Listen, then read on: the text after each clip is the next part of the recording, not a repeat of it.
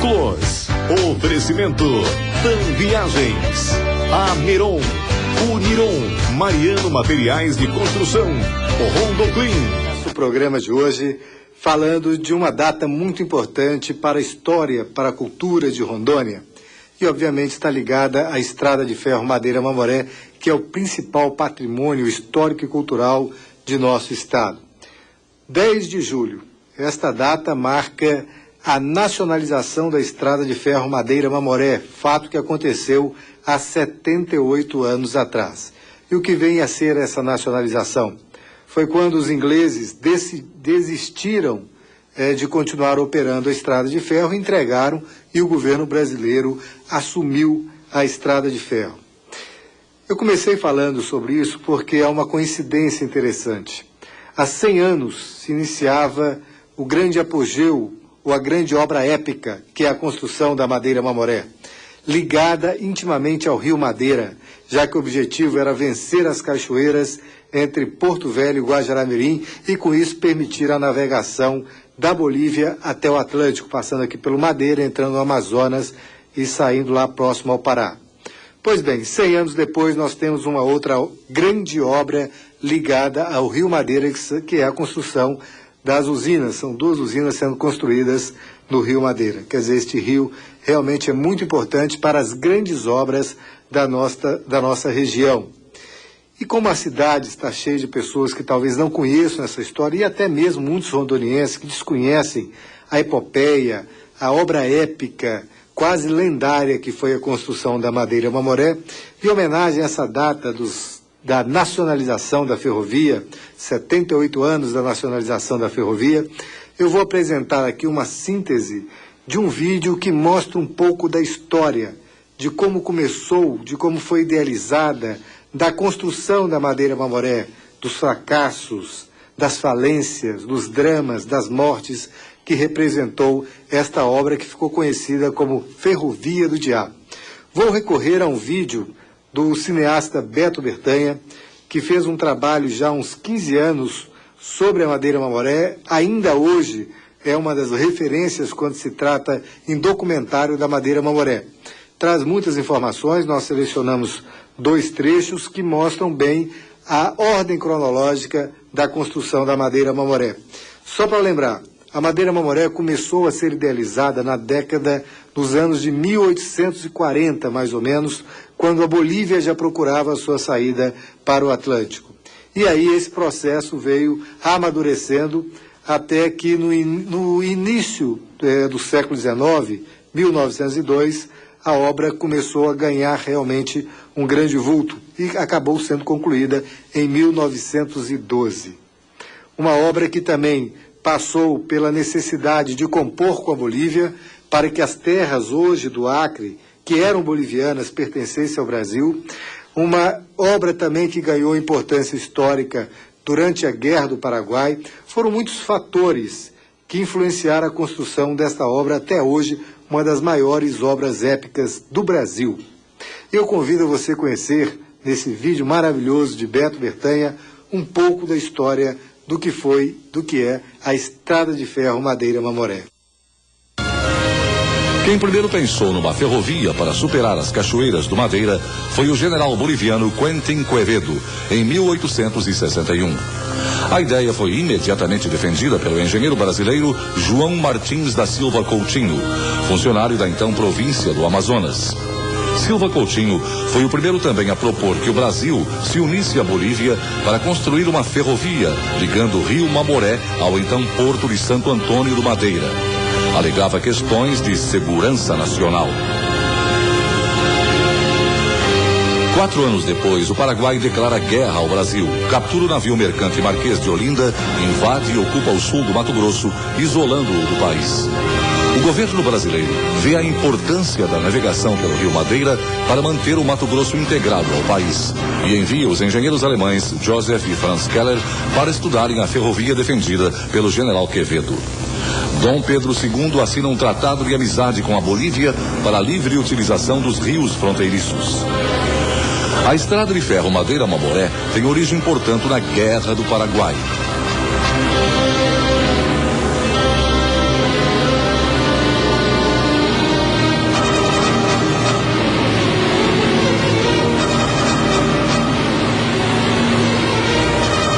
governo boliviano contrata, por sua vez, um engenheiro ferroviário e coronel do Exército dos Estados Unidos, George L. Church, para também planejar um acesso entre as cachoeiras. Church pensa inicialmente em canalizar o Rio Madeira. Ele organiza a National Bolivian Navigation Company e parte para os Estados Unidos e Europa em busca de financiamento para suas obras. Ninguém se interessa e nem leva a sério qualquer empreendimento comercial da Bolívia, que enfrenta crise interna e acaba de perder o ministro do interior, enterrado vivo por índios rebeldes. Além do mais, está em moda no mundo inteiro a construção de ferrovias. Church altera os estatutos da Companhia de Navegação Boliviana para trabalhar com estradas de ferro. Em Londres, Church encontra banqueiros que veem na ideia da ferrovia uma forma de forçar a Bolívia a assumir um empréstimo milionário. Um empréstimo de 1.700.000 libras, cerca de 10 milhões de dólares pelo câmbio de meados do século passado. Uma quantia para muitos inimaginável na época. O dinheiro reservado para a obra teria que ser pago a uma empreiteira inglesa, escolhida pelos banqueiros. A empresa favorecida é a Public Works, de Londres. 2 engenheiros da Public Works acompanham o coronel Church à Bolívia para fazer lobby sobre os políticos que se opõem ao financiamento da madeira mamoré. Church e os empreiteiros têm tanta pressa de obter a liberação do dinheiro que os engenheiros fazem uma rápida visita ao Rio Madeira e, sem ao menos verificar se o terreno é plano ou montanhoso e qual a extensão da estrada, assinam um laudo técnico entre generosos goles de uísque escocês, afirmando que será fácil construir a ferrovia. Os ingleses sequer sabiam direito onde estavam ao chegar em Santo Antônio.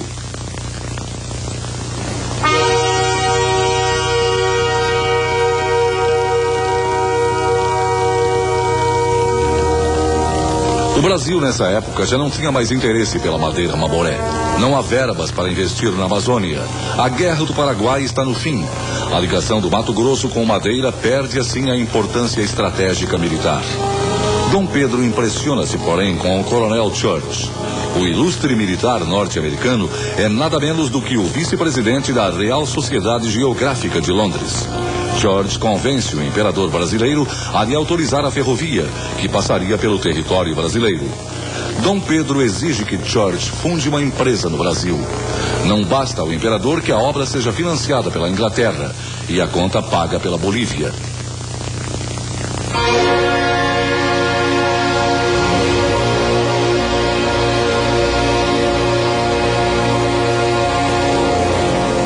Dom Pedro batiza a estrada. Exige que o nome seja Madeira and Mamoré Railway, Estrada de Ferro Madeira Mamoré. Em troca, dá a Church o direito de explorar a ferrovia e os seringais que ela atravessa por 50 anos. O coronel Church tem apenas 34 anos e a convicção de que a Madeira Mamoré o transformará num dos homens mais ricos do mundo. O americano sabe que a ferrovia é apenas um caminho entre seus imensos seringais. Apenas um caminho. E a floresta profanada se vinga. Os deuses do Rio Madeira apenas deixaram Church sonhar. E no auge do sonho começa a tragédia.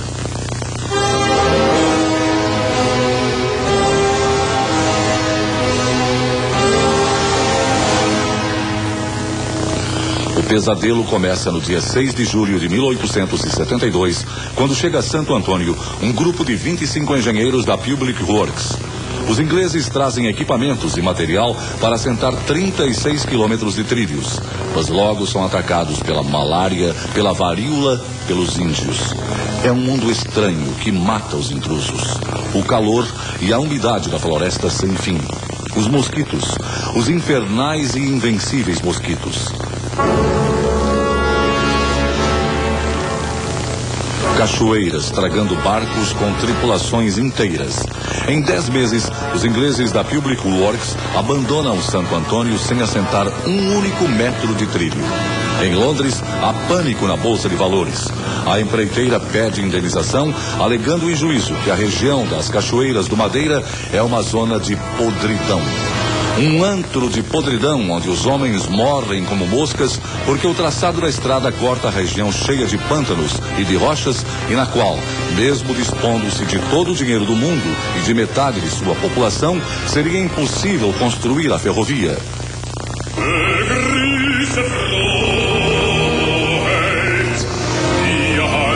O governo do Brasil evita a falência da Madeira Mamoré Railway Company, assumindo o pagamento dos juros do empréstimo inglês para a Bolívia e garantindo mais 400 mil libras para a construção. O coronel George viaja aos Estados Unidos e convence o presidente da Companhia Siderúrgica da Filadélfia, Franklin Gowen, a intermediar um empréstimo bancário de um contrato com a grande empresa P.T. Collins, uma das maiores construtoras de ferrovias dos Estados Unidos.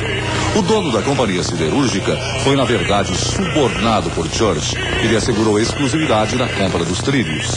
A história da ferrovia prossegue novamente através de negociata. Nos faltava recrutar operários para enfrentar os horrores da selva. George usa a imprensa e declara para o Times da Filadélfia que a Madeira Mamoré, além de remediar a situação de isolamento econômico da Bolívia, revelaria uma região tão bela quanto o paraíso terrestre.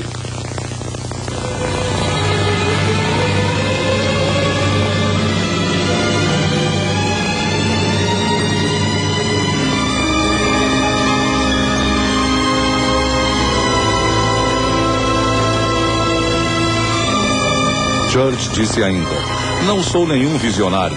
Ao contrário, sei bem o que digo. Terminada essa obra monumental, a riqueza da Austrália e da Califórnia empalidecerão ante a produção de ouro das montanhas e dos riachos bolivianos. Bem assim, ante as safras abundantíssimas das planícies e dos vales que lhe ficam de permeio. A notícia tem repercussão nacional. 80 mil operários apresentam-se nos escritórios da P.T. Collins para pedir emprego no Rio Madeira. É dezembro de 1877. Os americanos desempregados ou insatisfeitos com seus salários sonham neste Natal com o Eldorado que o coronel George disse existir nesta região da Amazônia. No dia 1º de janeiro de 1878, zarpa do porto de Filadélfia o vapor Mercedita, transportando operários, engenheiros e material para reiniciar a construção da Madeira Mamoré. O jornal New York Herald escreve: a viagem deste vapor é de interesse nacional. Pela primeira vez na história norte-americana, parte daqui uma expedição equipada com material norte-americano, financiada com dinheiro nosso e dirigida por patrícios para executar no estrangeiro obra de grande vulto. Os 54 engenheiros que integram o corpo técnico constituem o mais fino grupo de profissionais que jamais se conseguiu reunir em expedição semelhante.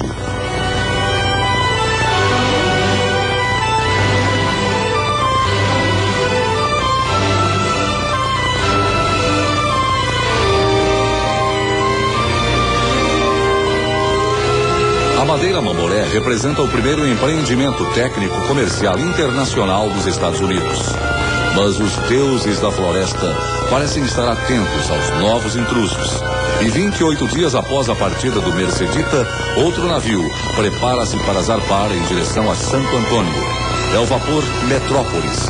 Milhares de pessoas, homens, mulheres, crianças, despedem-se em lágrimas dos filhos, maridos, pais, amigos, que ficarão 18 meses nas perigosas florestas da Amazônia.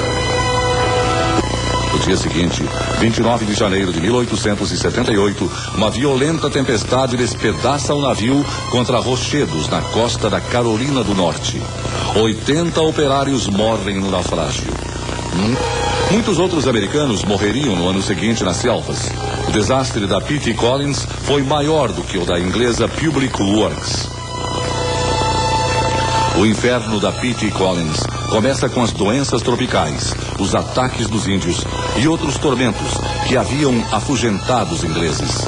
Agravam-se quando a justiça inglesa bloqueia o empréstimo concedido para a obra. Os americanos conseguem, no máximo, assentar 7 quilômetros de trilhos. No dia 4 de julho de 1878, eles verdadeiramente inauguram o primeiro trecho da ferrovia. É o dia da independência dos Estados Unidos. A primeira locomotiva a andar na Madeira Mamoré inicia um percurso de 3 quilômetros e capota na curva traçada a olho por Tom Collins. Foi o único momento festivo.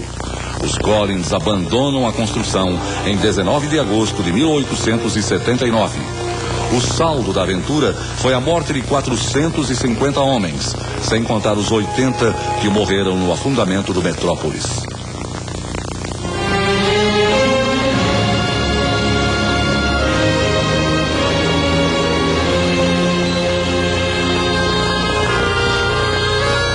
A mulher de Thomas Collins enlouqueceu em Santo Antônio.